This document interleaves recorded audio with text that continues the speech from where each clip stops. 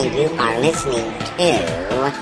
are absolutely listening to the George Espinlove Show, coming to you live from the Funny Farm. Now, with no further ado, here comes Georgie!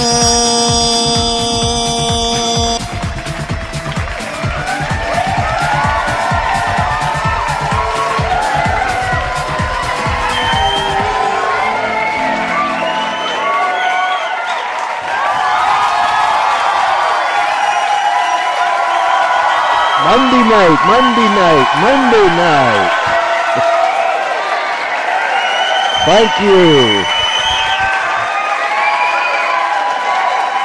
Thank you very much. I salute you. It is Monday, right? It is, Charlie? Yeah. Charlie assured me that it is Monday. Look, we've been broadcasting 7 days a week, so I kind of get my days twisted up. So you'll have to forgive me if I have a day wrong. When it's another day and I say it is the day, but it's not the day because I got the day wrong. You'll just have to overlook Espinlove when he does strange stuff like that. And it's not that funny. But you're off to a good start for a Monday night. Hey, if this is your first time tuning in to the George Espinlove Show, that was our announcer, Charlie, that you heard first. You say, well, what's wrong with Charlie's voice? Well, first of all, you have to understand that Charlie is for real, but Charlie is a wiener dog. He is a real live wiener dog. He walks upright. He talks. In our world, he talks and he walks upright and he does all those things. In fact, he's over there.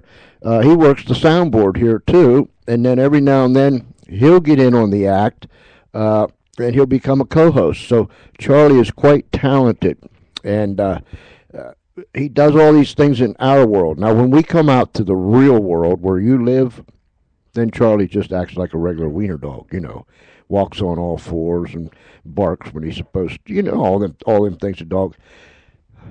Anyhow, hey, listen, to our friends down the street, around the corner, across this great nation and around the world, we want to welcome you to the George Espinlove Show. And as I've already stated, we're coming to you live from the Funny Farm in a place called Our World.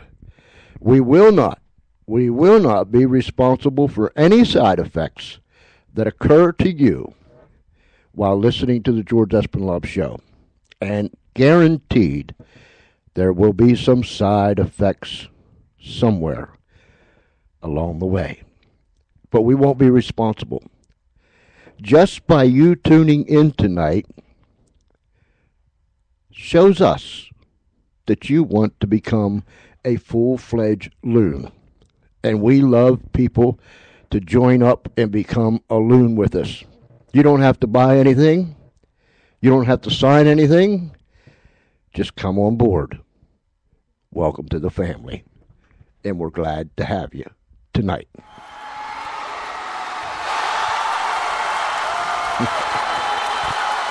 See what I mean? They love everybody. Oh, yeah, even Isaac. You'll hear him in a minute. There is Isaac. He stands out above the crowd. All right, enough of this silly nonsense, Espinlove. We want you to email us, GeorgeCE, that's GeorgeCE@Comcast.net. GeorgeCE@Comcast.net. Thank you for the emails that you have been sending. Excuse me. We've answered them. And for those that are going to send them, we'll answer them too. So, GeorgeCE@Comcast.net. And a little later on the show tonight, I'll be making an announcement, if I can remember. I've got it written down, but that really doesn't mean anything because a lot of times I forget where I wrote it down. So we'll cross our fingers. We'll just hope that I can remember to tell you what I want to tell you. Monday night, we start up with another great guest. Tonight, being Monday, now you got the day in.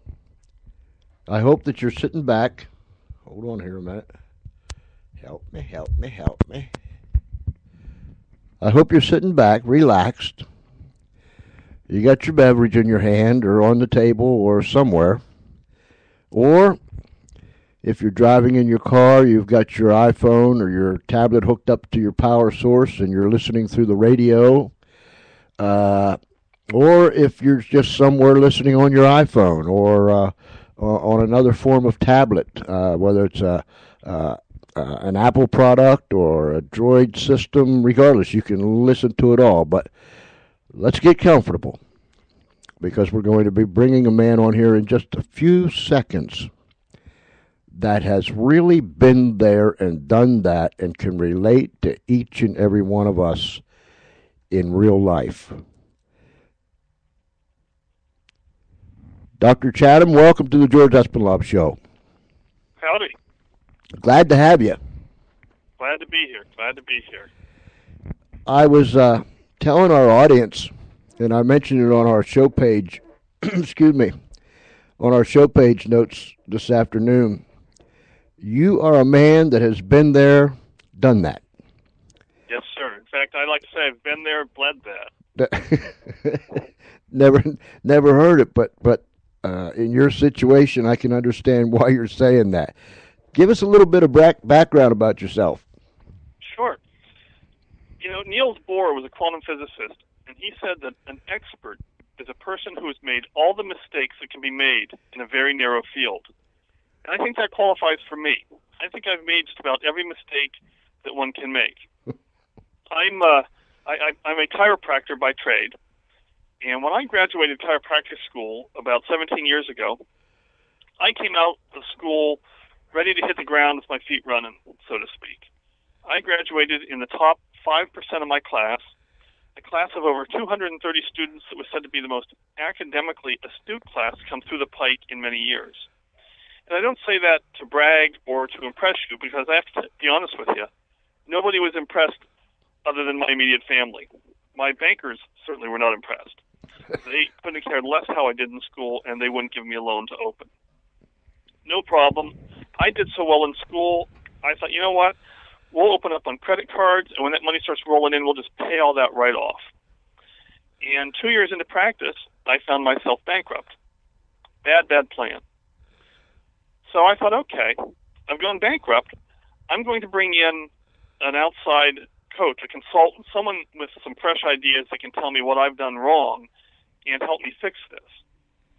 So I did that, and the outside coaches, two of them, came in and told me all the wrong things to do. I was teaching a healthcare class at the time every week to my new patients, and they said, go ahead, video this healthcare class, Dr. Ketchum, and send it to us and we'll critique it. So I did, and they did. And the first thing they told me, they noticed I wore maroon monogram clinic tops that I had made. It's my favorite color. And they said, that is a terrible, terrible color for you to be wearing in healthcare. It's too passionate of a color. It's scaring people. You need to get rid of those right away. They said, you really should grow up and consider wearing a tie. But if you won't do that, at least move to like a more conservative polo shirt, something more professional and less threatening. The next thing they told me, they said, you wear your hair in a ponytail and you have a full beard. And those are both very unprofessional as well. You need to cut the hair and shave the beard. The next thing they told me, George, they said, you're a very poor speaker. You come across very poorly, and you would be better off not public speaking right now. And finally, the coup de grace, if you will, they said, you are so devoid of personality right now, probably because you're scared or you've gone through whatever, but you would be better off apologizing preemptively to any new and prospective patients for your complete and total lack of personality. and just tell them that you come across the way you do so serious because you're so serious about their health care, and to please not hold that against you, and disarm them up front by telling them that. So apparently, I was dressing like crap. Apparently, I looked like crap. Apparently, I was speaking like crap. When it came right down to it, they basically told me that I was crap. So I changed every single thing they said. I ditched the clinic tops in favor of polo shirts. I shaved the beard. I cut off the ponytail. I quit speaking publicly, and I apologized for my very existence. And you know, George, I went broke 2 more times over the next couple of years. And the second time I went broke, I nearly died from a stress-induced ruptured appendix. And the third time I went broke, I nearly went homeless. And when it set me on this journey to figure out, if you will, what I had done wrong and how life worked. And what it really came down to is, if you're familiar with Mark Victor Hansen from the Chicken Soup for the Soul series, he said that life is an inside outing, not an outside inning. And that is so true. These consultants kept me busy, if you will, changing all these things, my appearance, what I'm wearing, how I look, how I talk, everything. So I was busy making lots of noise and smoke, so to speak, but not going anywhere. Because no matter how I looked or presented myself, it was still the same me, scared to death inside, shattered from having gone bankrupt, and still having the same stinking thinking, so to speak. And once I realized this, I started doing the internal work to change how I was feeling on the inside. Everything else changed to mirror that back to me. I didn't have to change any outside stuff. That was a waste of time and distracted me from the real problem. But once I went to changing my internal environment, everything changed to match that. Now, when you got out of school and you went you went into practice with your credit cards, yes, sir. Did all this stuff happen like boom, boom, boom? Pretty much. I mean, I opened up on cards. I can't help but laugh. Oh, because it's comical now. It wasn't at the time. I imagine it wasn't, no. But yeah, you know, one of the things, whenever we change something or do something big in our life, like in my instance, it was opening practice, what it tends to do is if you have any underlying issues, if you will, or negative consciousnesses, so to speak, it sometimes tends to magnify those. And what I didn't realize is that I had a very strong poverty consciousness. I came out of school, you know, going through school, you're going on loans. I had actually worked in corporate accounting for several years before deciding to go back to school for chiropractic. And kind of never had to deal with this poverty consciousness. My parents grew up during the Depression, so in a sense, they never got over it, so I sort of grew up with some of the aftermath of that, if you will. Uh-huh.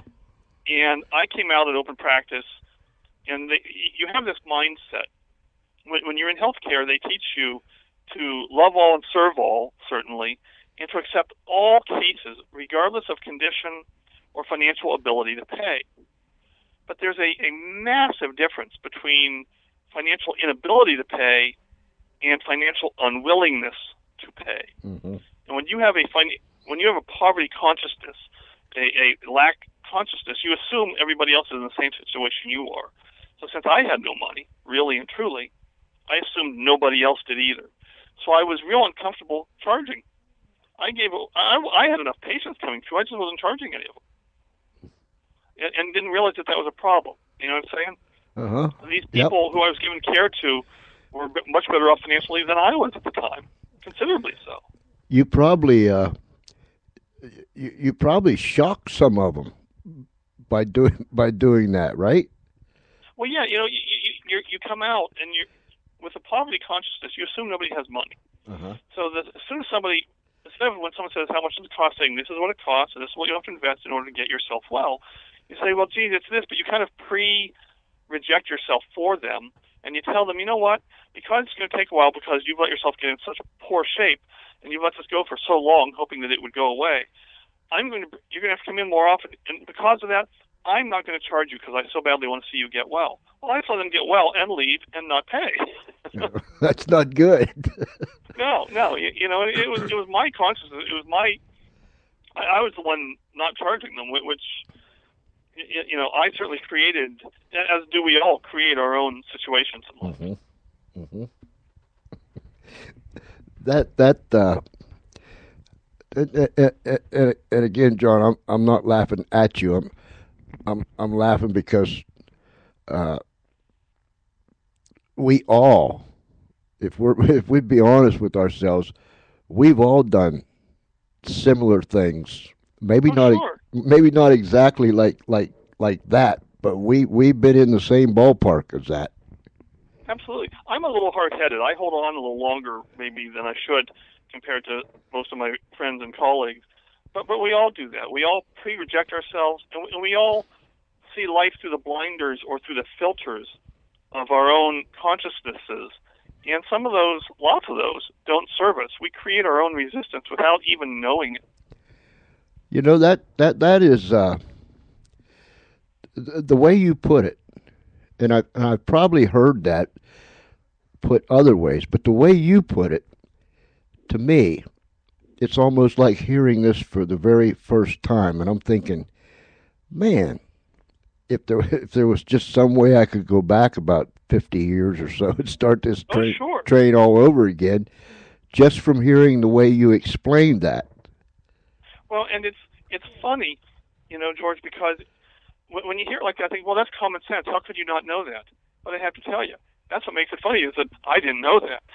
And until I got it to that level, I struggled. And a lot of people struggle because you think it can't be that easy. But, yeah, actually, it can.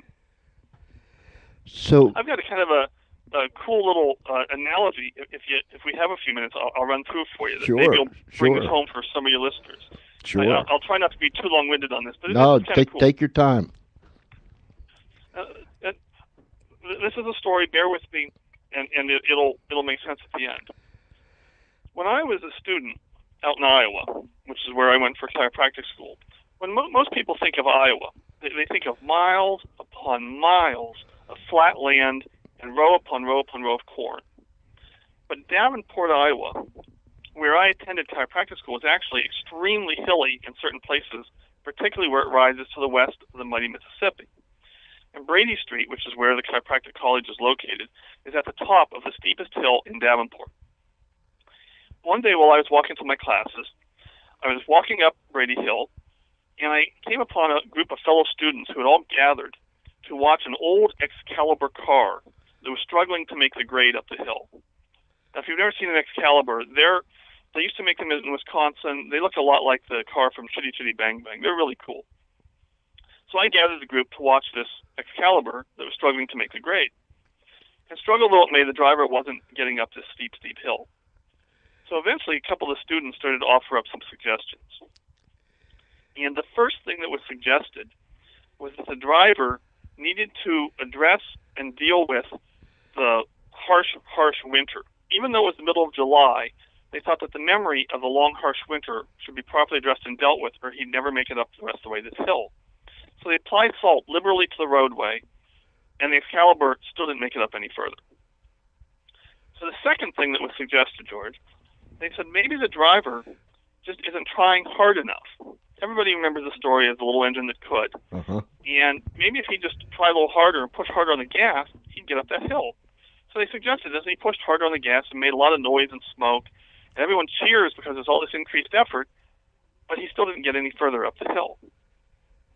The third thing that was suggested was that he back down the hill all the way to the bottom and dump all of his possessions. Empty out the trunk, empty out the back seat, and even take parts of the car off to make it lighter and get a running start. So he does this, but this time he doesn't even make it up halfway as far as he was before. About this time, a passing businessman comes upon the scene, and he said, you're in the wrong type of a car for such a climb in the first place. If you'd grow up and drive something more respectable, you'd be able to get up this hill. And the last thing that was suggested, a passing minister comes along and says, according to my book, it's sinful to want to make this climb in the first place, and you'd be better served giving up this car and donating it to a more worthy cause, and I can supply you with a couple. Fortunately, before the driver could completely disassemble the car, give it away, or give up the climb altogether, one last student comes up and says, clear all that salt from the roadway and leave it be. Ease up on the gas, gather all your belongings, and put your car back together. Keep the car you have and continue your climb, But first, take your other foot off the brake. The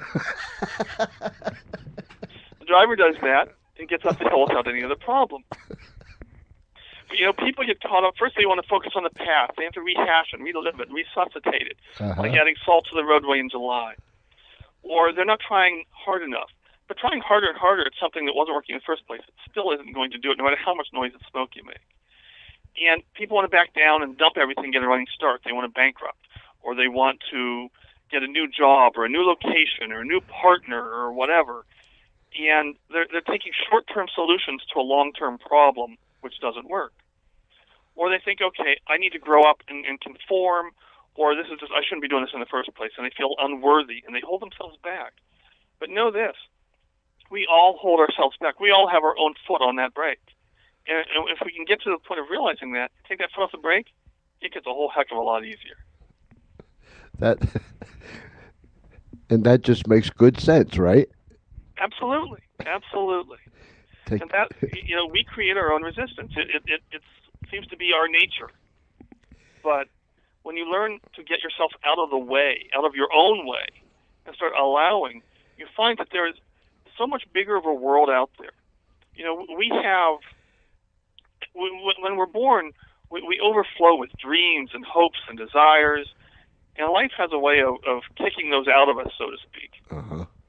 But I tell people your dreams are your gifts from God, and following those dreams is your gift back to God.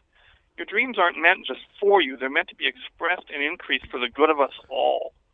And that's actually the whole point behind my book, I Contractor 1, and everything that I do with my life now, is we try to put people back in touch with their dreams and realize that it's not selfish following your dreams. It's actually more sacred following your dreams than anything else you could do.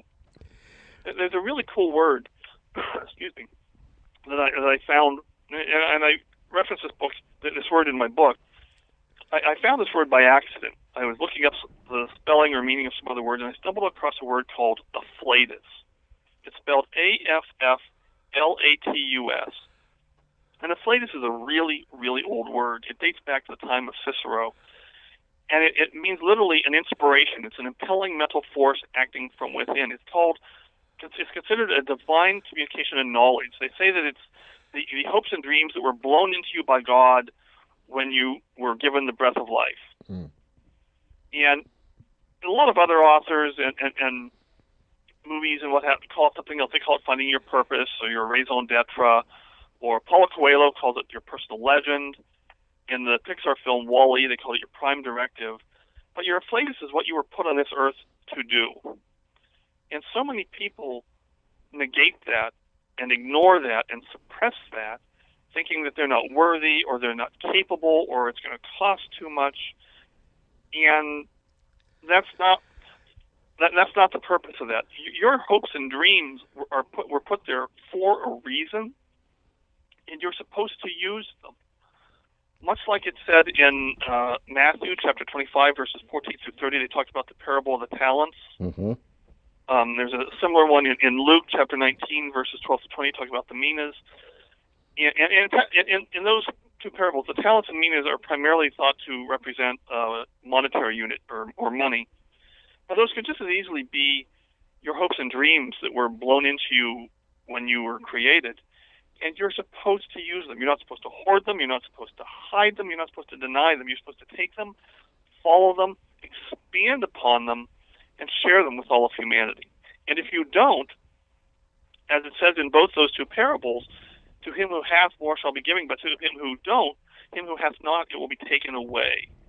You're supposed to follow your dreams. You're supposed to live into them and share them for all of us.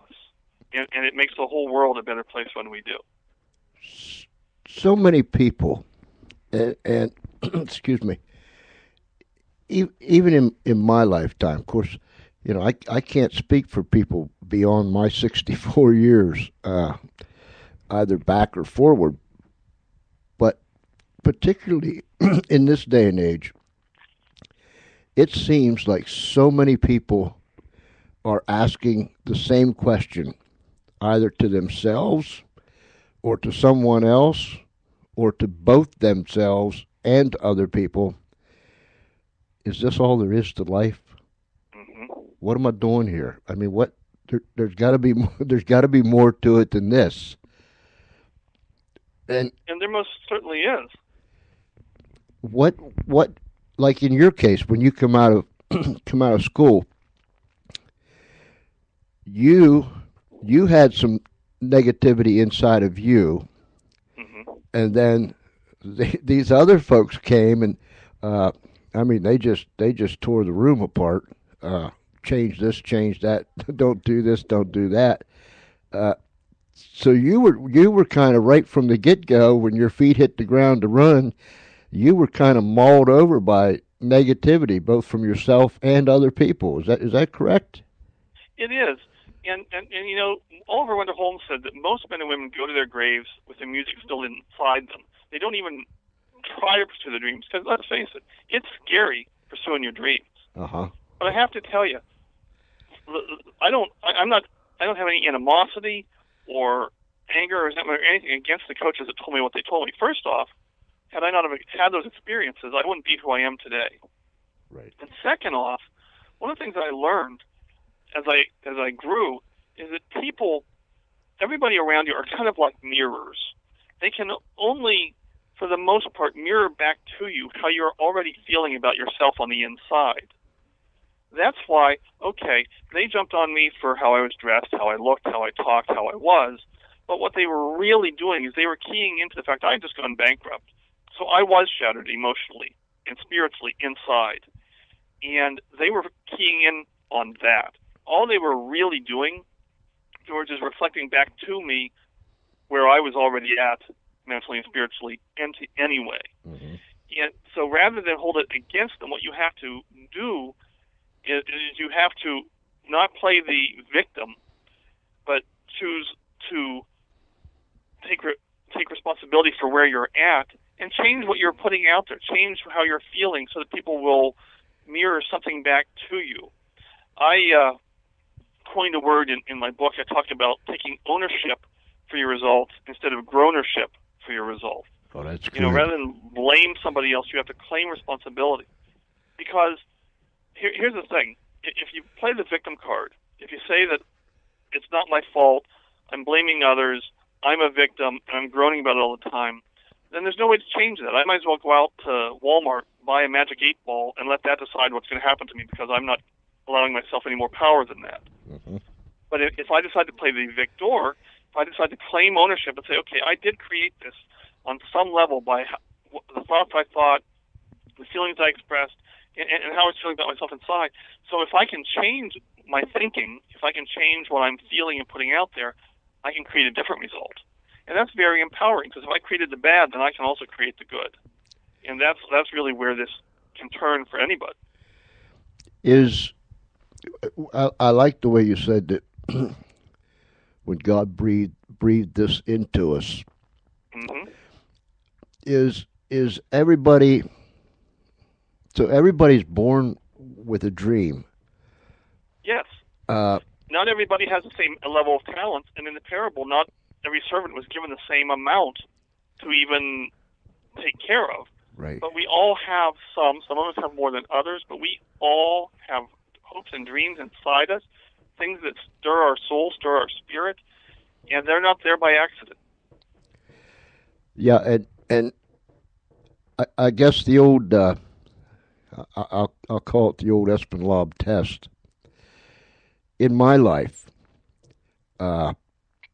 when I had a dream, when I was reaching for something, and something would go wrong, or there'd be negative thoughts come, and I'd stop and I'd say, well, I'll just lay this over here to the side and go about my business doing something else.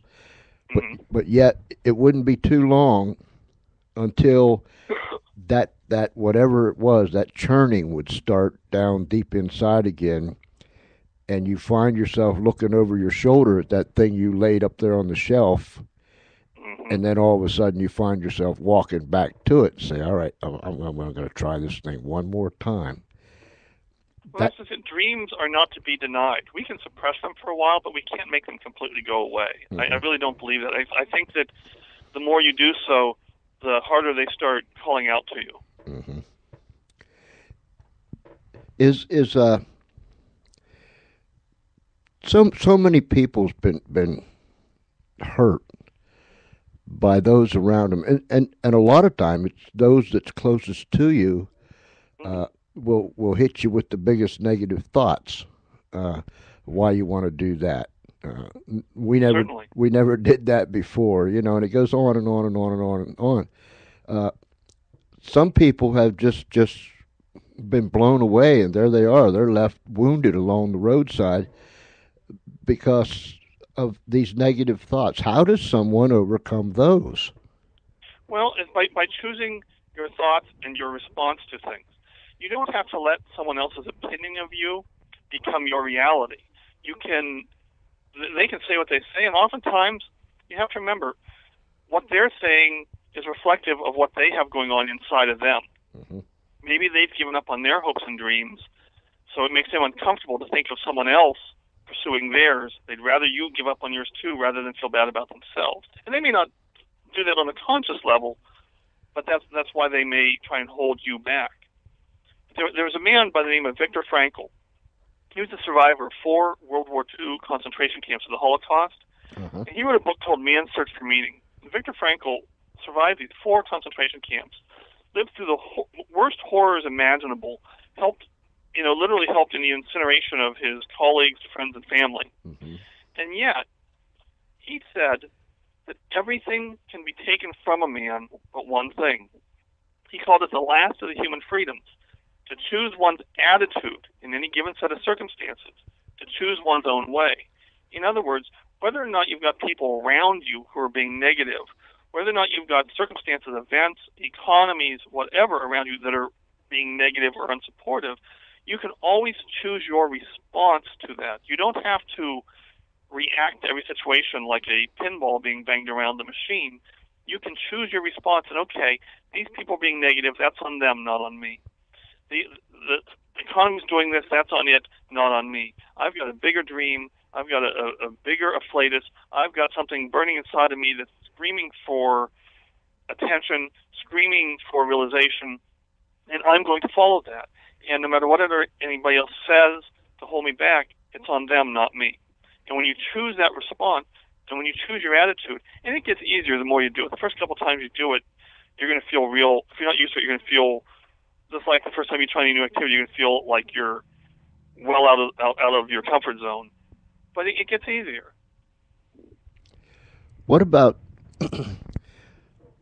and I'm sure you've met people because you speak to people all over the world. What about people that let's use a football field as an example? They get inside the 20, inside the red zone, and they're moving toward the goal line. And, I mean, they fought their way down the field through obstacles or whatever. Now they're inside the 20, and they're inching their way to the goal line to cross and score. And they get down to about the 5-yard line. And then all of a sudden, for whatever reason, the wheels fall off. And they hang their head and they say, man, every time I get down here to about the 5-yard line, the same thing happens. And they walk off the field disgusted. Am I making any sense? You sure are. A lot of that comes back to self-sabotaging, first off.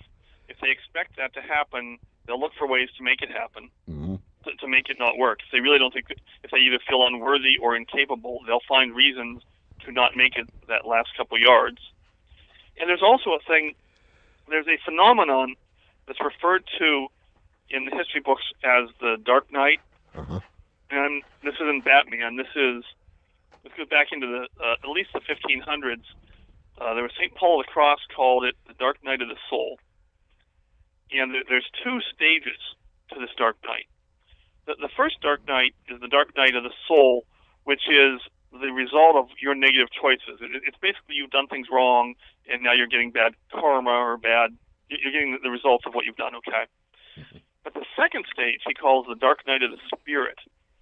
And the Dark Night of the Spirit is the lag time between you've done everything right and it hasn't shown up yet. So you're you're a couple yards away from there, and yet you can't cross that line, and you're in that dark night of the soul. It's not a health crisis or a financial crisis in and of itself. It's a spiritual crisis. It's a crisis in faith, because you have done everything right, but there's not a single shred of evidence to suggest that you're going to win this time.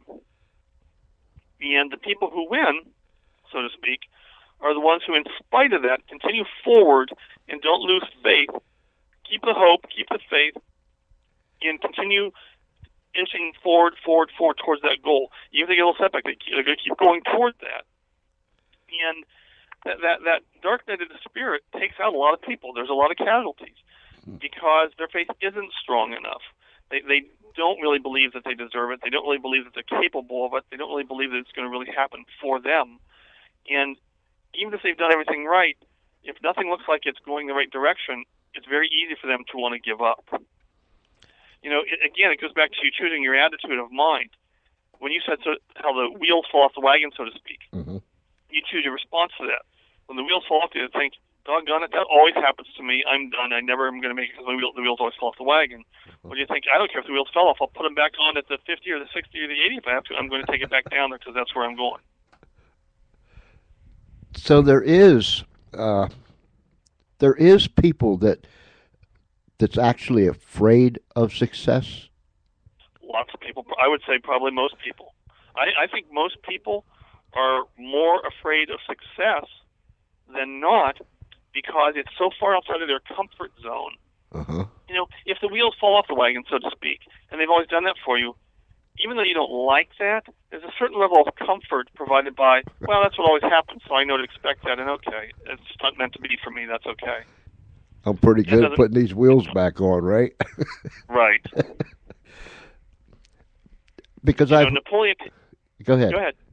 Napoleon Hill wrote a book back in the 1930s called Think and Grow Rich, and he interviewed 500 of the wealthiest men in the nation at that time and about their success and how they got to where they were and everything. And every one of them, all 500 plus of them, told him that their greatest success came one step beyond the point at which failure had seemingly overtaken them. So in every one of those instances, the wheels fell off their wagon too, and yet they kept going. Most people don't. I'd say that half the population doesn't even bother following their dreams because it's too frightening. I'd say that probably the next 40% make a meager attempt at the first sign of failure, hit the road, and probably only 10% actually work really, really, really hard to get it. And of them, probably only 1% to 2% for the big ones are willing to keep the faith and keep pushing that wagon with or without wheels. I saw a cartoon of two little fellows. There was two buildings. And these two little fellows was under the ground digging a tunnel, and that building was a bank. And of course they was building the tunnel to get to the bank, to get into the bank, to get the money out of the tunnel and go away. Well, they were both almost up against the wall. And the one fella just gave up and walked away because he had worked so hard, he couldn't go no further. He felt that it was useless and all those things. The other fella continued to go, and then he got the money and out the tunnel he goes. But the fellow that quit was only a couple shovelfuls of dirt away from breaking through.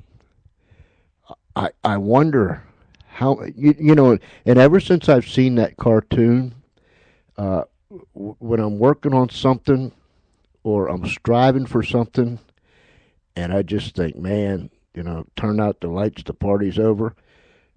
That crazy cartoon was burnt into my mind, and I remember those two little dudes digging. And so I'll just continue to press on. And that's that is a beautiful story for how to do that. Because if you can keep that in your mind, and you never know whether that next shovelful is going to take you to the realization of everything you wanted, or maybe it's the one after that, or the one after that. But if you quit, you'll never know. And I suspect that everybody that gets what they want, that accomplishes their grandest hopes and dreams, never stops shoveling. It's one thing to retool, so to speak, or to step back, catch your breath, and then but you never stop reaching, you never stop striving, you never stop believing that you'll get there. I've heard of people. It is that close. I've heard people say it. That person is afraid of success, or that person is afraid to succeed. And for years and years, I always wondered, why would we be afraid to succeed? I mean, does it scare the daylights out of us, or I think or like it does. you said, we're out of our comfort zone, we're into a new world? Well, I think it puts us out of our comfort zone. There's a wonderful poem by Marianne Williamson, and there's a line in it that says something to the effect that it's not our darkness that frightens us, it's our light, because we are so much more powerful than we're willing to acknowledge, if you will. Mm-hmm. It's not our darkness that scares us, it's our light. And it's just, I think some people are so afraid to succeed because, wow, if I am capable of this, then what else could I or should I be accomplishing? And it's a lot easier to conform to the societal norm that says don't make waves, don't stand out, just, put in your time, collect your check, get your pension, and be done. And that's kind of the way our society is today. Mm-hmm. Just what's the new term they're using now? Sheeple. Yes. Have you heard the term sheeple? I have. Yeah, not people, sheeple. The old herd just moseying along. Nobody's in a real big hurry, and like you said, don't cause waves. Just go along. If we never had men like Columbus, or the great inventors, or people that's left a mark on our lives and on this world, we still might be sitting back in the Stone Age, banging on each other's head with something, instead of living in this age where you're there up in Pennsylvania, I'm down here in Delaware, and we are communicating. But because people would not allow anything or anyone to stop them, we've been able to make progress. I just wonder, and there's no way I'll ever find out, I just wonder if a whole lot more of us would have done that, Mm-hmm. how much more advanced we would be. Well, I think that when our country was founded, there was more of that mindset than there is now, because a lot of the people that came here originally came here for the freedom, for the opportunity, for the chance to follow a dream. Uh-huh. Whereas now, a couple hundred years later, most of the people that are born here, they're just born here. They kind of take it for granted that they're not here. They're maybe not in tune with their passion and their afflatus and their purpose as much as the founding fathers were. How It doesn't mean it's not there or possible, but they're not in tune with it. How does one do that? How does one get in tune? It's almost like a lot of folks in our society, they are like numb. Part of it has to do with coming to an acceptance of ourselves. First off, a lot of people don't even know themselves. They don't know what they want, what they like. They've spent their whole lives fitting in and conforming to whether it was what they were told to do growing up, or the goals that were set for them in school, or the goals that were set for them by the employer, and they've never taken the time to sit and think, geez, what would I like to do if it was just me? people spend more time planning out a grocery list or vacation than they do about thinking how they like their life to look in 1 year, 5 years, 10 years. If you ask the average person on the street, what do you want your life to look in 5 years?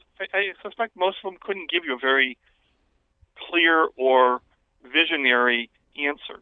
Mm-hmm. And then the next thing is people need to come to a point of loving themselves and having some confidence in themselves. One of the things we teach people is you should take every day and you should stand in front of a mirror and tell yourself, you should say, you matter, your dreams matter, and that you are worthy and capable of following and achieving all of your dreams right now. Most people don't think they matter. And if they would tell themselves that every day, first off, it would get them thinking that way, because we all do matter, and our dreams do matter. And we have to get to a point of feeling that dreams matter and that our dreams matter, and that we're both worthy and capable. And if you start saying that every day, for a while it's going to feel like a lie. But as you start to say that, people will start thinking, okay, I do matter. Well, gee, I kind of like this, I kind of like that. And you have to get to a point where you can start pondering, if you will, without restrictions. Don't think, what would I like to do? A lot of people will, when they set goals, they only are setting goals based on what they think they really can accomplish, which isn't really stretching. They have their goals based on what they think they could easily do, not what they'd really like to do. And you have to get to a point, well, what would you really like to do? What if there were no boundaries? What if there were no barriers? What if you could do anything, be anything, have anything? What would that look like to you? What would that feel like if you had that? And then we need to start taking steps to see that and feel that and move toward that in order to accomplish that. John, let me stop here real quick. And man, I'm having so much fun. Forgive me, but I didn't even give the people your website.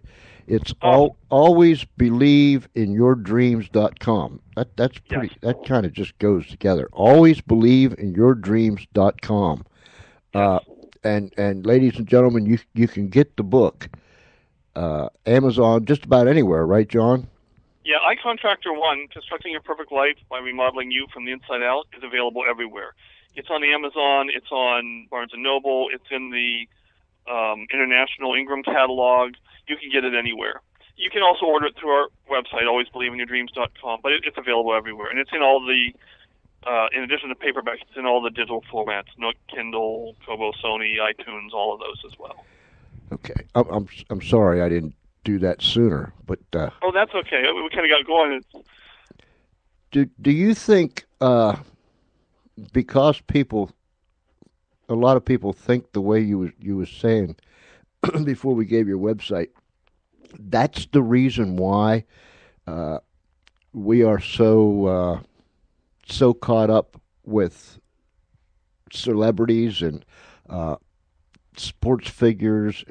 We're watching them achieve. It is. We're living vicariously through them because we don't think we could ever really have such a thing. We're watching. What you're actually doing is you're watching them make a life instead of making one yourself. I have run into people, and I know you have. I've run into people that could do things very well, or they were just you would catch a glimpse of things, like one individual is just witty and can sit down and write things. And I told that individual, you need to let that come out of you, Mm-hmm. And you get the response, it's I don't mess with it, and I could never do anything like that. People feel unable, and they don't think that they could ever make a living doing something that they enjoy. For whatever reason, we as a society have a tendency to chase coins instead of pursue passions. Mm-hmm. We're so worried about, I have to be able to make a living, I have to be able to make X amount of money so that I can pay my bills, and hopefully there'll be some left over at the end of the week so I can rent a video and buy myself a beer. Uh-huh. And we get caught up in chasing that as coins instead of pursuing our passions. What sets your heart on fire? What would you really like to do? You know, as best as we know, we only get to go through this once. What would you like to experience and accomplish while you're here? And if they follow that, you know, what makes your heart sing? If you follow that, the coins will take care of themselves. But if you're always chasing the coins, you'll be so busy doing that you'll never have a chance to stop and ponder pursuing your passions. The old question that comes when people ask another people, how much money are you going to make doing that?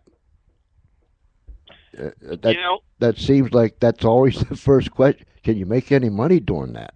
You know, or if you tell them, well, somewhere down the road, but I've got to do this. This is burning in my soul. I've got to do this. I cannot do anything but this. Then they look at you like you got two heads and kind of walk away mumbling. And yet, if you look at people like, if you know who Jeff Dunham is, yes, he's the guy with the puppet. Yeah, he makes more money than most people could ever fathom playing with dolls. Right. So, you know, could you make money with that? Yeah. If you're really good at it, and you get really good at it by being really passionate about it and really practicing and putting your whole self into it, you can make money at anything. You want to pick something that you enjoy and that'll make you feel like you're actually contributing and having a worthwhile life. You know, and it doesn't have to be, all of us don't have to be celebrities. It doesn't matter what you do, as long as whatever you do, you put your whole heart and soul into and do to the best of your ability. What tends to happen, George, is when people chase coins, as I say, is they tend to do the bare minimum. They show up for work, they do the least possible amount of work to do and still collect a paycheck, and they barely slog through life, and they don't make very much money. Uh-huh. When people pursue their passions and go about doing everything with all their heart and soul, they give it 110% every second of every day. They do everything to the best of their ability, and they rise to the ranks of whatever it is they're doing. And as I said before, we're all blessed with differing levels of talent and dreams, but it doesn't matter whether you're mopping floors or you know, picking up garbage, or the top surgeon in the nation, or a celebrity or a president. Whatever you're doing, if you're doing it to the best of your ability, putting your whole self into it and giving it 110%, and following your dream by being the best at it, because we have to have people in all those different roles. Right. The key is to find which one of those you feel happiest doing, that you feel the most passion doing, and then giving it your all. But when we have a job that we're just collecting coins on, we're not passionate about it. We really don't care. We do the bare minimum and hope to get by, and, you know, that's about all we do, and that's all we get. When you go talk to, when employers invite you in to talk to their employees, Mm-hmm. And I guess especially nowadays, employees are haggard, tired, more production, less employees in certain places. The stresses of life and the strain of this and that. Once somebody turns the light bulb on, like you do, Mm-hmm. can you see an outward change because something got down deep inside of them? Absolutely, because they become a more engaged employee.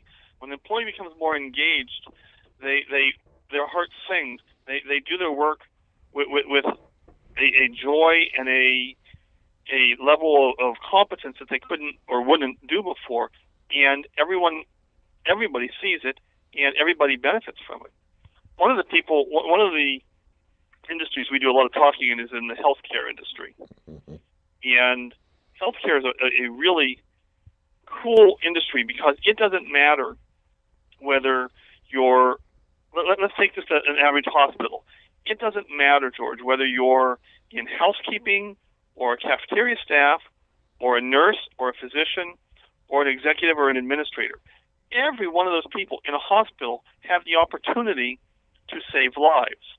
Now, let me tell you how. When I went broke the second time, I mentioned that my appendix had ruptured. It was a stress-induced ruptured appendix, and it turned to peritonitis, and I went septic, and I nearly died. And my surgeon did a wonderful, wonderful, beautiful job putting me back together and saving my physical container. But I have to tell you, following the ruptured appendix, spiritually and emotionally, I was really at a low.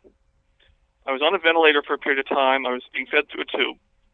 And when those things were removed, I just was really at a low. Mm-hmm. And I had been told that I needed to start getting up, taking my IV stand with me, and going for short walks to clear the lungs and rebuild some strength. But I have to tell you, I wasn't feeling it. I had lost my practice. I had nearly lost my life. I was madder than a hornet, depressed as all get out, and I just wasn't interested in participating, and so I didn't. And one day, while I'm in this hospital bed, one of the nurses came in, and I had a wonderful staff of nurses caring for me, but one nurse in particular, she came up to me, and she cradled my forearms into her hands, and she looked me in the eye, and she says, "Do you want to live or don't you?" Mm. Pretty powerful stuff. Uh-huh. And I hadn't given it that much thought. I wasn't participating, but I hadn't connected those dots, okay? Uh-huh. And she says this to me, and I remembered how I had promised. My son was 5 years old, and he was in kindergarten, and I had promised that I would help chaperone at a trip to the Erie Zoo. It was 4 short weeks away. And she asked me, "Do you want to live or don't you?" And I remembered I had promised my son. Oh, my God. I promised my son. Yeah, I want to live, and I want to be there for the zoo trip for my son. So I got my butt out of bed, took my rolling IV stand, and up and down those halls I went. And I did it over and over and over and over.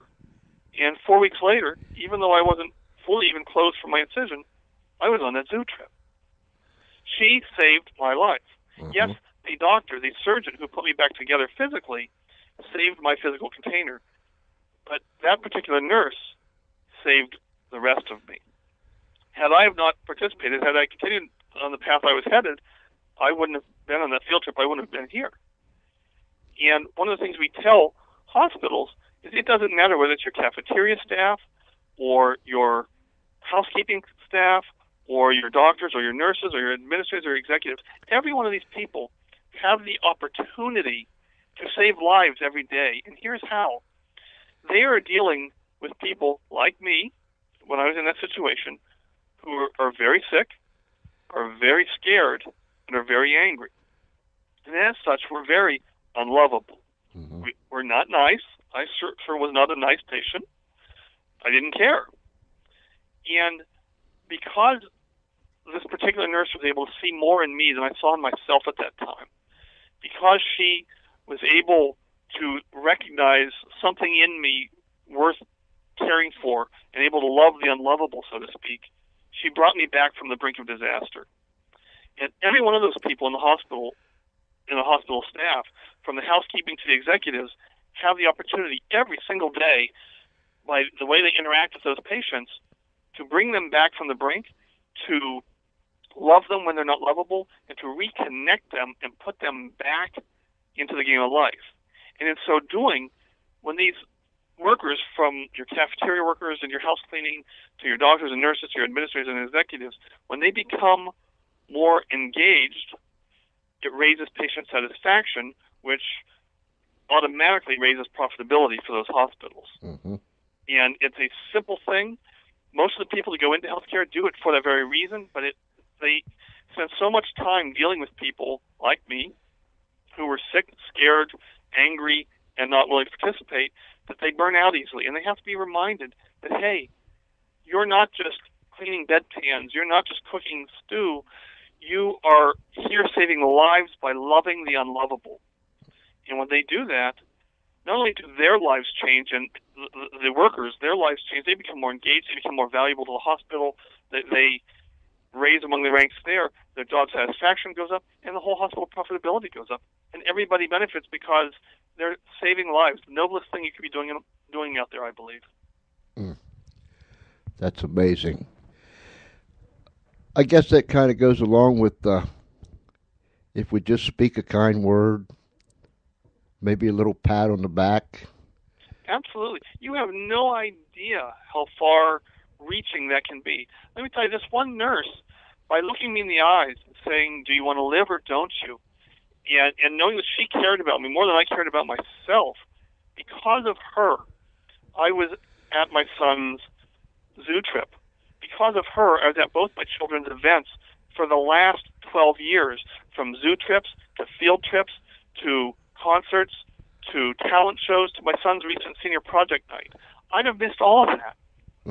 And I didn't. I was there for every bit of it because of one nurse who took the time to love me and hold me accountable when it would have been real easy to walk out and say, "I'm not dealing with him, he's a jerk," because that's how I was feeling and being.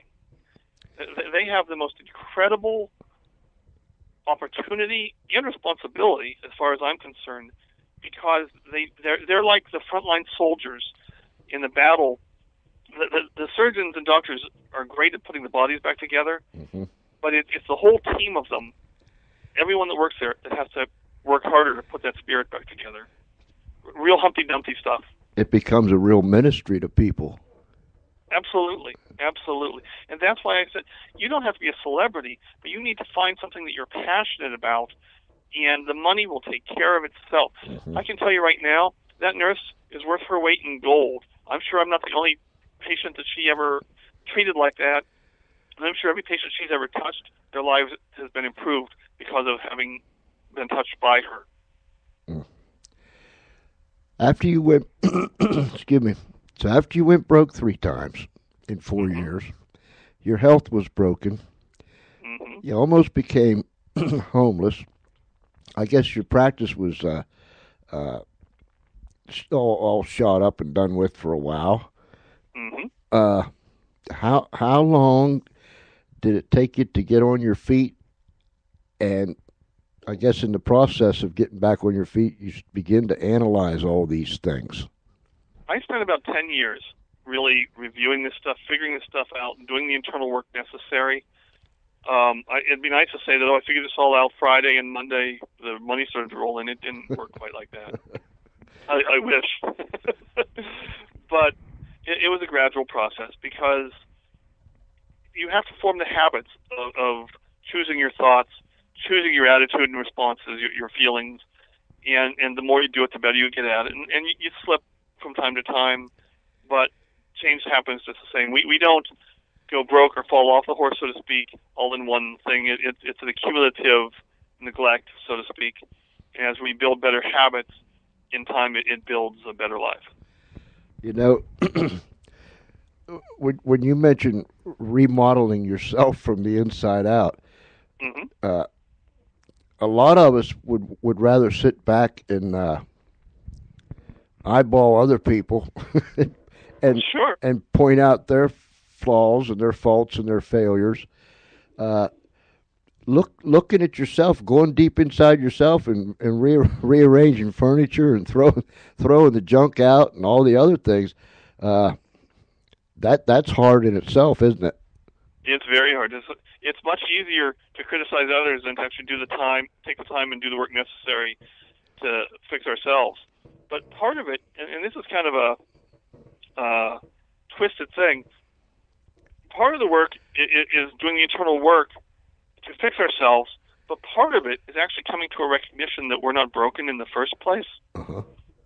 There's at our core level, we all have everything we already need. We already are everything that we can be, but we don't recognize it.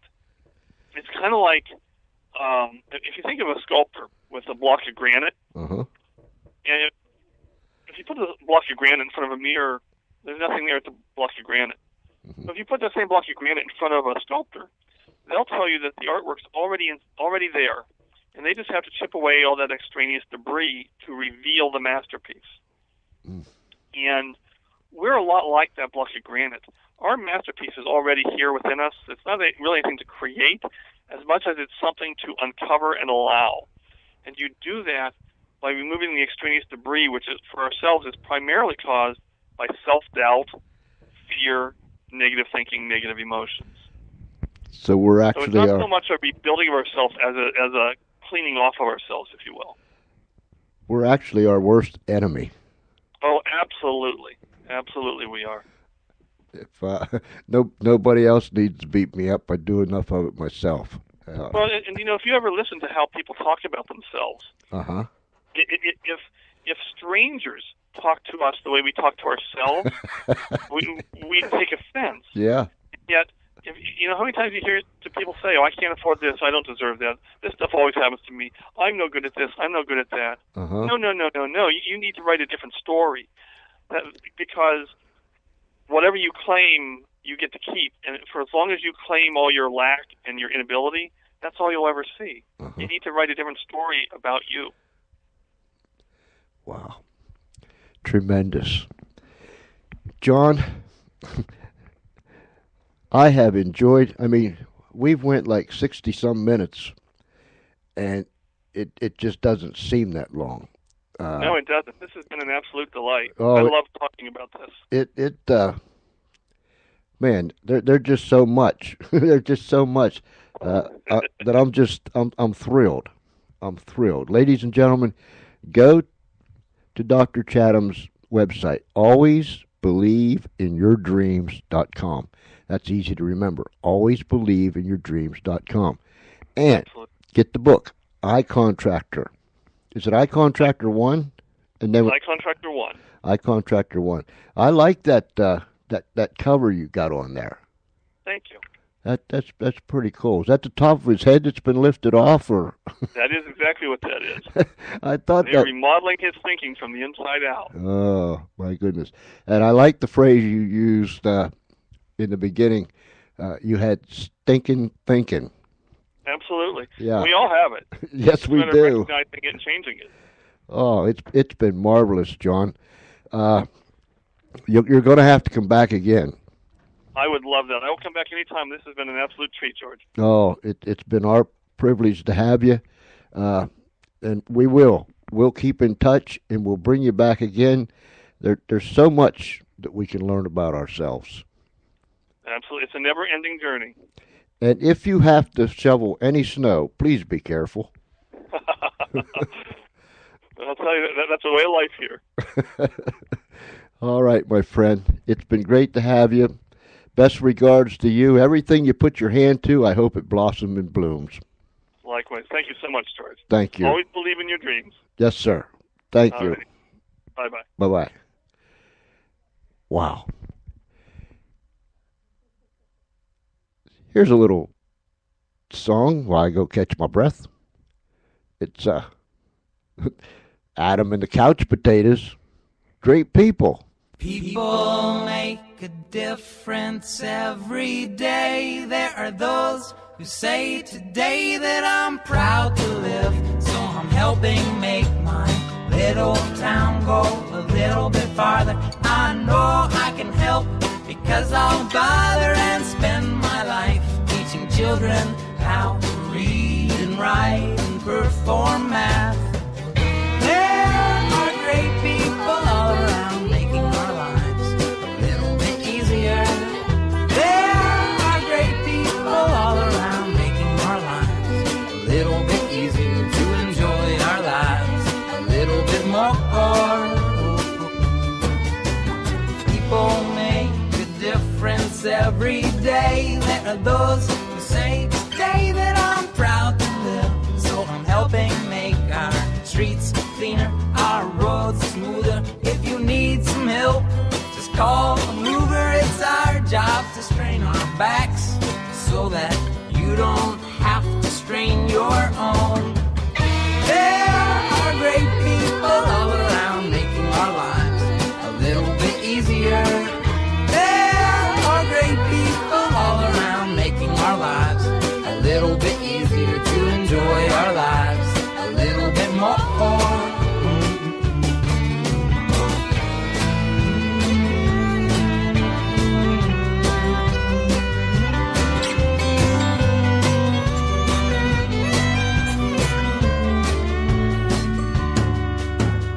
Everyone turn to everyone and agree to be a touch more friendly and to smile and to look both ways before you cross the street. There are great people all around making our lives a little bit easier. There are great people all around making our lives a little bit easier to enjoy our lives a little bit easier. Yeah, they make our lives a little bit easier to enjoy our lives a little bit more. And we're back, and you're listening to the George Espinlove Show, coming to you live from the Funny Farm in a place called Our World. We want you to give us a shout by the way of email. I'll get it right. GeorgeCE@Comcast.net. GeorgeCE@Comcast.net. I want to thank my friend Jen from Ohio for stopping in the chat room and spending some time with me. I really want to say thank you to Dr. Chatham for being here with us tonight. That was rich. I mean, that was just rich. And we can learn so much from each other. I just enjoyed it. Time went by so fast. I'm telling you, and I say it just about every night, these people that come our way are absolutely incredible. And speaking of people coming our way, I want you to keep your fingers crossed, your toes crossed, cross your ankles or your legs or whatever. Don't cross your eyes because then you'll run into something. But anyhow, our segment of Unshackled that we play Saturday evening at 6:30 p.m. Eastern Daylight Time, and then again Sunday morning at 7 a.m. Eastern Daylight Time. We have played 4 segments now. That's our first 4 segments that we've played. Yesterday, and when I put it up on the title, it should be Chuck Kofty. I have Ken, but Chuck Kofty, and I apologize for that. Nonetheless, yesterday morning's story was about Chuck Kofty, and it was a fabulous story. I'm in touch with Chuck Kofty, and I thought it would be good for our listeners that if you listen to Unshackled, the Chuck Kofty story, it would be good just to hear from that individual that the story is about, what he's doing now, how he is, how's his family, what did he do after the story that you heard was over, so on and so forth. So we are in touch with Chuck Kofty. You know how I am with last names. We are in touch with Chuck Kofty, and hopefully we'll have him here soon, and you can hear what has taken place since his story was told on Unshackled. If you didn't hear it, go back into the archives, go back to our last few episodes, and see. I have on there Ken Kofty. It should be Chuck, but listen to that story. In fact, listen to the other 3 too. It'll be a real blessing to you, and I think you'll enjoy it. It's old-time radio, dramatization in the 21st century. It's a real treat. Now, this is another goodie that we got coming down the pike. Do you believe in flying saucers? UFOs? You know, there's all different kinds of UFOs. Do you believe in that? Do you think there is? Do you believe that we people have seen genuine, I mean real life UFOs, or have they been abducted, or all those things? Well, whatever you believe, tune in Wednesday night, because we're going to have a man here that is going to tell us about something. And he's not a fellow that just fell out of the Christmas tree and bumped his head. Now, this man, he knows something that's going on. And he'll be with us on Wednesday night. So, Tell everybody to tune in because we're going to go out of this world. Or are they coming into ours? I don't really know. And right after this, I'll tell you something else that's exciting.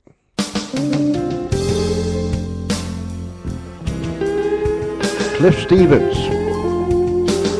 crying my heart out. Can't hold back my tears, although I try, they just start pouring down, just like rain from the sky. What a lonely time I had, crying my heart out over you.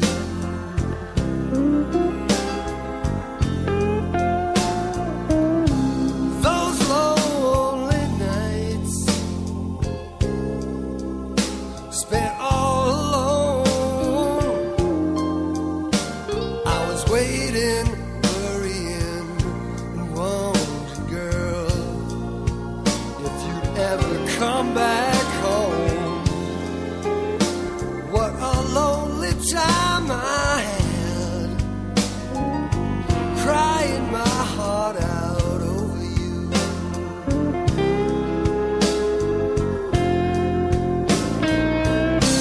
It's been so long, 4 long years. I'm sorry now, baby, but one day it'll be you spilling them tears. Someday, baby, yeah, I'll be done through, crying my heart out over you.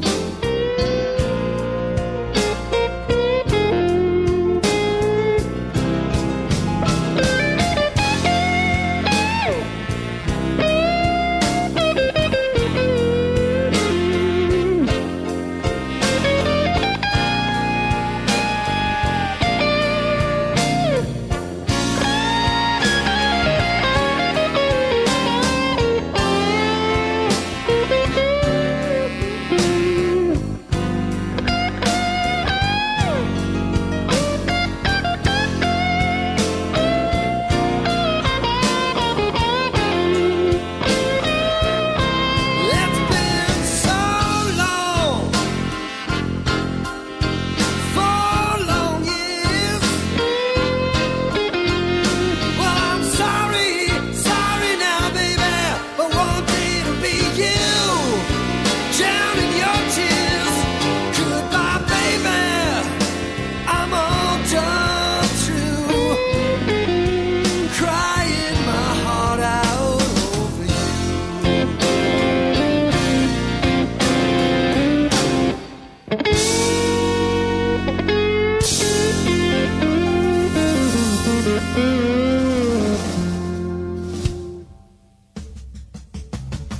We'll take you from where you are to where you wanna be. 'Cause radio works. The radio works.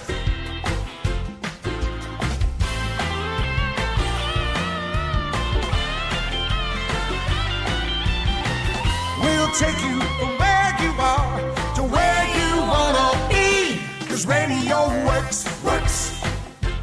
Radio works. Yeah, dude, radio works. Oh, I like that little yeah. Beep, beep, beep, pop, pop. Come on, Espinal, straighten up here. Get right. I like that jingle. Okay, I got you. Hey, listen, we just played "Crying My Heart Out" by Cliff Stevens. Now, let me say this: we are going to have Cliff on the show. Exactly what day? I'm not sure it'll be this week. It'll probably be a day next week. But here's the most wonderful, exciting thing. The man can play a guitar. And I believe he can play the piano too. But he loves the blues and blues rock. That's his passion. That's his soul. And so we're going to be showcasing his music every so often these next few nights leading up to the night that he comes on with us. And then we'll be playing some more of his music while he's here. The wonderful thing, the exciting thing, is that with modern technology, you see Cliff Stevens is doing his gig in Morocco right now. He's there for the winter. He's a Canadian, and he is in Morocco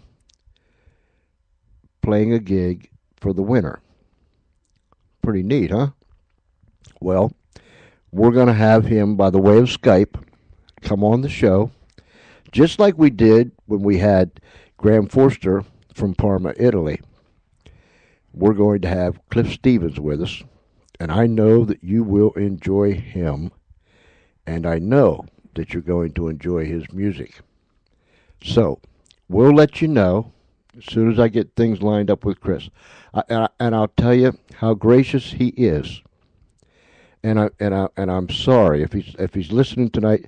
I'm sorry I missed your phone call yesterday.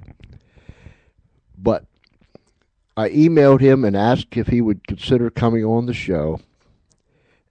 And I don't think it was too long after I sent him an email that he called me. And I missed the call, so he left a message. I thank you for doing that, Chris. Cliff, I really do.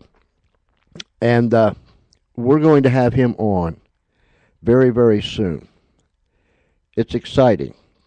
All the way from Morocco, he will be here live on the George Espinlove Show, and we're going to be showcasing his music. Something like this, you know what I mean?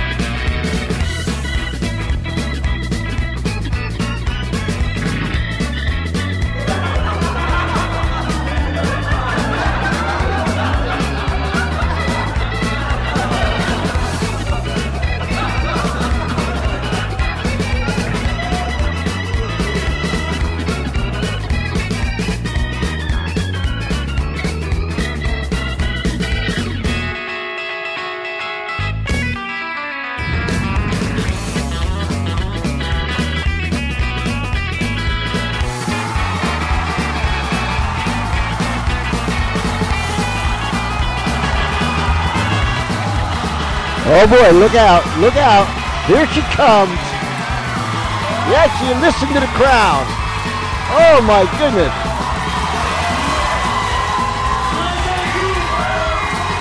Miss Ernestine is in the house. Where does she go? She goes right to the dance floor. You go, Miss Ernestine.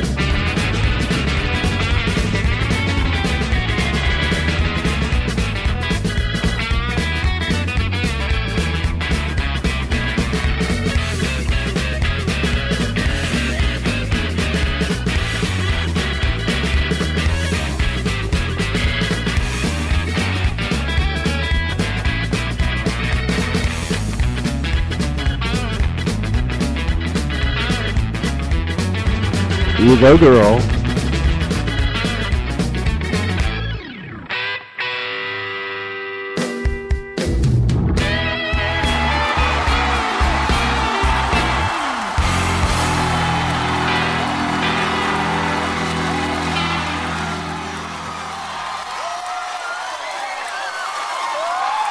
Oh, they're just loving it. They're loving it. They're loving it. Miss Ernestine has made her appearance. She hasn't been here in months. And if you heard the crowd laughing prior to that, if you heard everybody laughing, they were laughing because for some reason, somehow, Charlie spotted Miss Ernestine before she even got into the building. What's that, Charlie? He's all out of breath right now.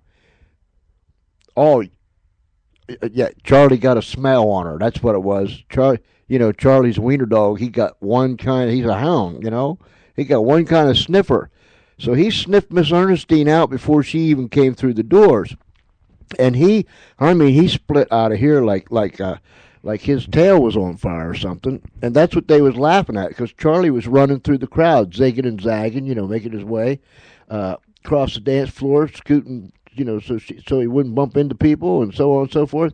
And he was there at the door when Miss Ernestine opened it. And, him and her, they just headed right for the dance floor. You want to do what? Yeah. Well, all right, we can do that. We can do that. So what? Who cares? We can do it. They want that song all over again from the beginning, so Miss Ernestine and Charlie can get it down out there.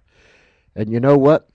There's not a better song to play than Finger Express by Cliff Stevens, who's going to be our guest all the way from Morocco. Go, gang.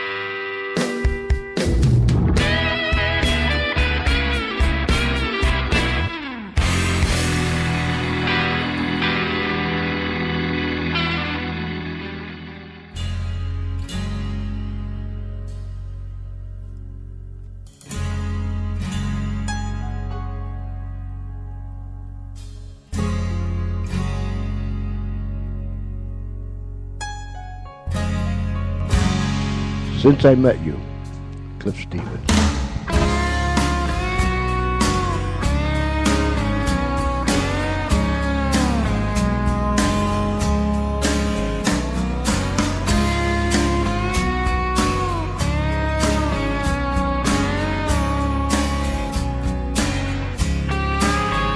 Since I met you, the sky ain't crying. The night turned to day. Bad love that used to harm me is fading away. Since I met you, only good has come my way. You're the woman, the only woman I won't hear by my side. When the sky is black, you say, don't look back, we'll get by. Ooh, yeah. Since I met you, tears of joy fill my eyes.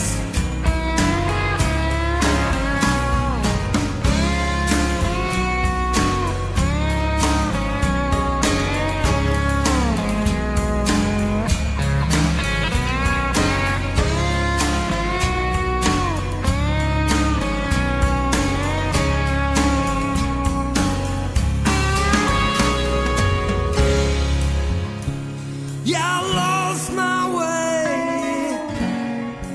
so many, many times before. Now I know you'll stay right here in my heart.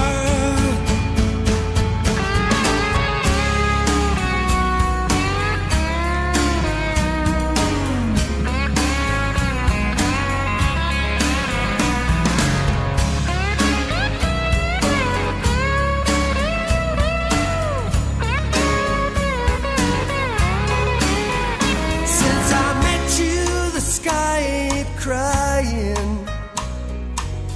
The night turned to day. Bad love that used to haunt me's fading away. Since I met you, only good's come my way. Since I met you, girl, only good's come my way.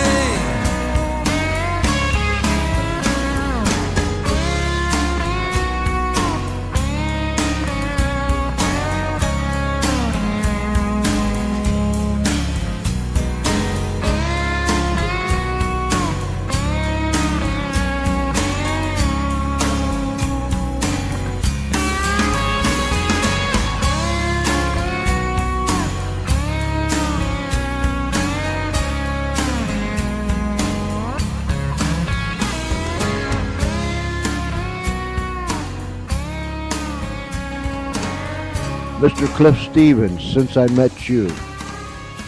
And you'll be hearing much more about Cliff the rest of this week. He's going to be our guest, live from Morocco. Live from Morocco. As soon as we set up the date. And I am looking forward to it. I love his music. I love his music.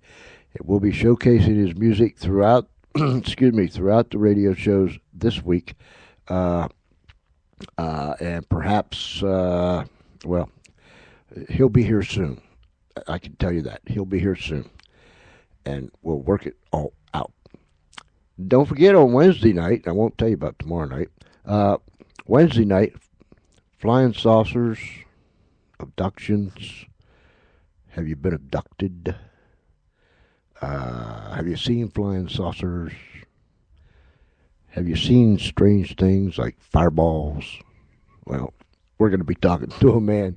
We're going to be talking to a man on Wednesday night that knows what he's talking about. Espinlob sure don't know what he's talking about, but this man does. Bob Schroeder, he'll be with us, and he's got He has the credentials to back it up. And it's going to be very, very interesting. I know that I'll be on the edge of my seat. And then on Friday night, A.J. Enzer is going to be with us. A.J. Enzer, E-N-Z-O-R, is going to be with us.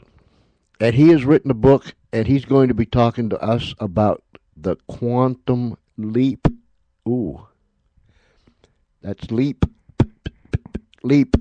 You know, the quantum leap. That's going to be interesting, too. That's going to kind of coincide with these flying saucers and stuff. And I'm not laughing at because these fellows are going to talk about this stuff. I think I'm laughing because it's exciting. It's going to be fun. Tonight was fun.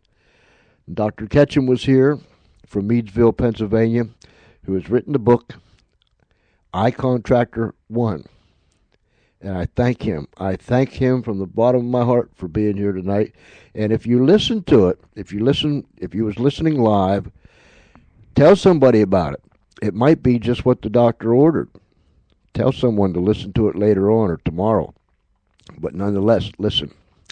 And then, with our new series, our new segment that we opened up a week ago Saturday, we played our third and fourth episodes of Unshackled, the ministry from the Pacific Garden Mission out of Chicago, Illinois. I'm trying to think and talk at the same time, and you know that just don't work for me. But anyhow, yesterday we played the Chuck Coffey story, the story of a Marine, and so on and so forth. Listen to it.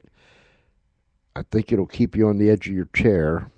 We spend a lot of time on the edge of our chairs around here. You know what I mean? Even when we're not on the edge of our chairs, we're getting ready to get on the edge of our chairs. Oh man, y'all crazy anyhow. But anyways, we played the story of Unshackled, the Chuck Coffey story. I reached out this morning. I'm waiting for an answer from he's Dr. Coffey now. And I'd like to have him come on the show and tell us what has happened in his life since they did the dramatization, the true story of his life up until that point, and share with us what he's been doing since, what he's doing now, how his life has been turned around, and share with us those things that's on his heart. So hopefully we'll be able to get a response from Dr. Coffey, and he'll be with us, very soon. We got things planned that I can't even get my head wrapped around it right. But anyhow, oh my, oh my, oh my. Anyhow, we're going to get out of here. It's time to leave. When I start splitting and spluttering, I know it's time to shut this thing down. All right, folks, remember there's a whole lot of love coming to you from the Funny Farm. We care about you. Email us at georgece@comcast.net. georgece@comcast.net. We will answer you. We will respond. Wherever you're at, whatever you might be doing, if it's nighttime, you have a great night. If it's already daytime and you're part of the world, you have a great Tuesday. But regardless of where you are and what it is, until tomorrow night, same time, same station, 6:30 p.m. Eastern Daylight Time, right here on the Spreaker Network. Tune in for another George Espinlove show, live from the Funny Farm in a place called our world. Until then, ladies and gentlemen, boys and girls, this is George Espinlove saying good night. God bless you real good.